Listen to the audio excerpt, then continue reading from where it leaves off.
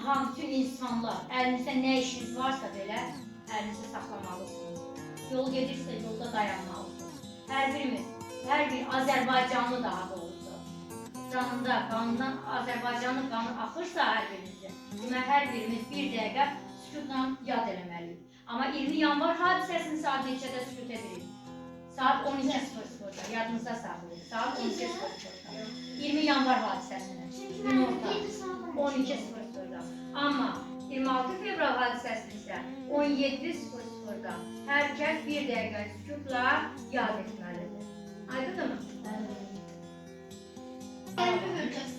Xocalı faciəsi nə üçün soyqırım adlandırılır?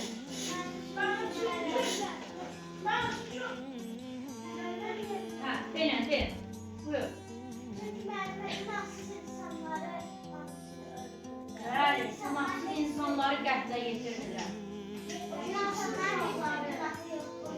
Bəli, onlar öz evlərində onları vəhşicəsinə qırdılar, onları hücum çəkdilər. Yəni, sanki Xocalı şəhərini yerlə yeksən etdilər.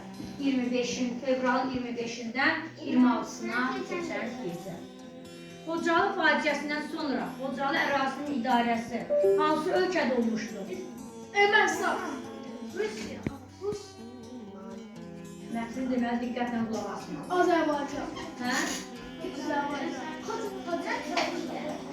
Yox, Xocalı ərazisinin idarəsi hansı ölkədə olmuşdur? Haqqında danış. Kim danışır? Çingiz Mustafayev haqqında. Kim danışır? Danış. Birinci bilmirdik ki, mənim Xocalı faciəsi törədilib. Çingiz Mustafayev onu Azərbaycana tanıtdı. Sən də görüb Çingiz Mustafayev kimdir, onun haqqında nə bilir? Mənim Azərbaycan 26 avqust 1963-cü ildə Ağdam doğulur və o Xocalı faciəsində 1992-ci ildə Xocalı şəhərində qətlə yetirilmişdir. Döyüş zamanı qətlə yetirilmişdir. Və o kameraman olub, bütün Xocalı faciəsində olan insanları dünyaya tanıtmaq istəmişdir. Tanıtmaq üçün öz video lentini almışdır. Bəs harada dəfn olunur?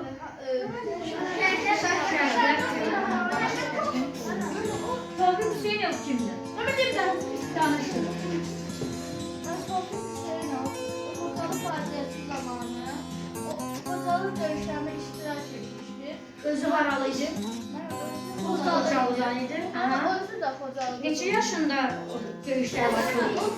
37 yaşında. 7 yaşında. 37 yaşında döyüşlərdə olmuşdur. Qəhrəmanlıq şəhid olmuşdur. 7 yaşında şəhid olmuşdur.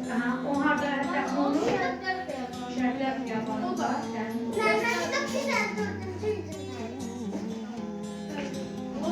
Evet, 8 il düşün. 8 ailə isə tamamilə məhv edilir. Tamamilə məhv edilir. Yəni ailənin bütün üzvləri tamamilə məhv edilir. 130 uşaq bir valideynini, anasını və ya atasını itiribdir. 130 uşaq. Görürsünüz Azərbaycanın üçün nə boyda faciə uşaqlar. Heç vaxt, heç bir Azərbaycanın unutmayacağı, unuda bilməyəcəyi və gələcək nəsillərə unutulmayacaq bir faciədir. Ona görə də həmişə xatırlamalıyıq. Bununla bağlı yoldaşlar, uşaqların çıxışları var. Gəlin yoldaşlarımızın çıxışlarına.